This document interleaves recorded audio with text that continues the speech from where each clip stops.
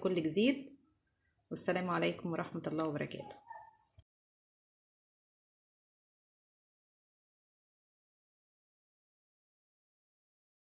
بسم الله الرحمن الرحيم، والصلاة والسلام على سيدنا محمد خاتم الأنبياء والمرسلين. أهلا بكم أحبائي المتابعين في قناة أجمل طريقة. إن شاء الله هنعمل النهاردة وصفة جديدة. هنعمل رز بسمتي. معايا نص كيلو رز بسمتي، ومعايا بصلاية مبشورة، ومعايا جزراية مبشورة، ومعايا من التوابل معايا لومي، معايا عود قرفة، معايا معلقة كبيرة كركم وكاري، ونص نص بهارات وقرفة وفلفل اسود وورق لورا، وربع معلقة كزبرة، وبرده ربع ملح عشان انا معايا شوربة وهكملها تاني لو عايزة مية. ومعايا كبابة صيني، قرنفل، وحبهان. وفي معايا هنا ماجي واحد بس، يعني مكعب واحد لو عايزة الوصفة. وخليكم معايا. انا حطيت الحله على النار اهي، وحطيت فيها زيت، ونزلت بالبصل هديله تشويحه شويه كده. بصي يا حبايبي، هو اتشوح شويه اهو، يعني حاجات خفيفه كده. وهنزل معايا بالقرفه المطحونه مع العود القرفه واللومي والكركم والكاري والفلفل الاسود والبهارات والكزبره والحبهان واللورا والكبابه الصيني والقرنفل. كل دول هنزلهم هنا ياخدوا تشويحه مع البصله، عشان كل التوابل دي تطلع ريحتها في الوصفه. هتشموا بقى ريحه ومفيش بعد كده. حاجه تجنن يعني، حلوه جدا. الرز البسمتي ده من الوصفات اللذيذه اللي العرب على طول متبعينه، يعني يعتبر ده الاكله الرسميه بتاعتهم. يعني احنا هنا عندنا الرز المصري، هم عندهم الرز البسمتي. ممكن اي واحده تعمله بكل بساطه وطعمه لذيذ.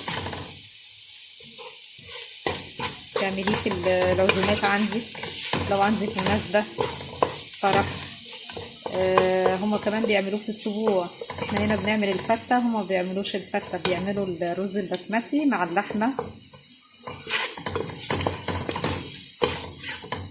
فانتي ممكن لو ما عندكيش الحاجات دي كلها في البيت، التوابل دي، مجموعه التوابل دي، انتي ممكن تروحي للعطار وخليه هو يقول له انا عايزه توابل رز بسمتي.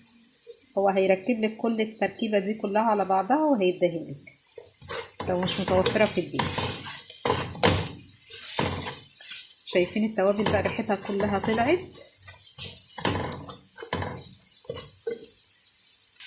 بعد ما التوابل بتاعتنا طلعت الريحه بتاعتها الجميله الحلوه، هنروح نازلين بالجزر المبشور اللي هيطعم لنا الرز بتاعنا. هنشوحه برضو خفيف.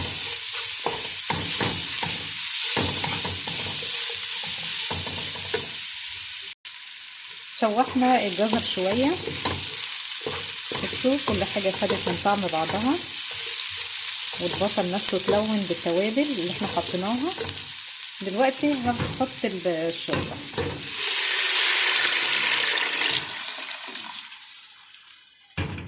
الشوربه متصفيه وزي الفل.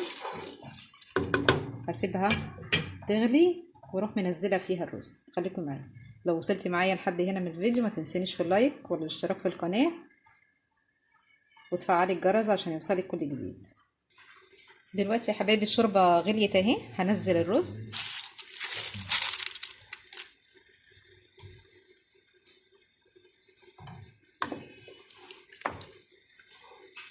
شايفين اللون جميل بتاعه ازاي؟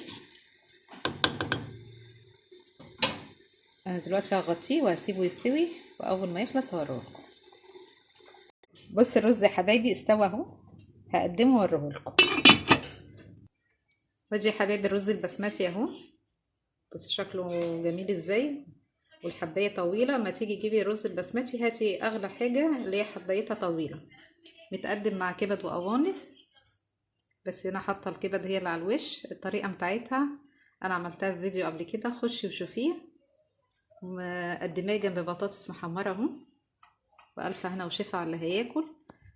لو عجبك الفيديو ما تنسينيش في اللايك ولا الشير ولا الاشتراك في القناه، وتفعلي الجرس عشان يوصلك كل جديد. والسلام عليكم ورحمه الله وبركاته.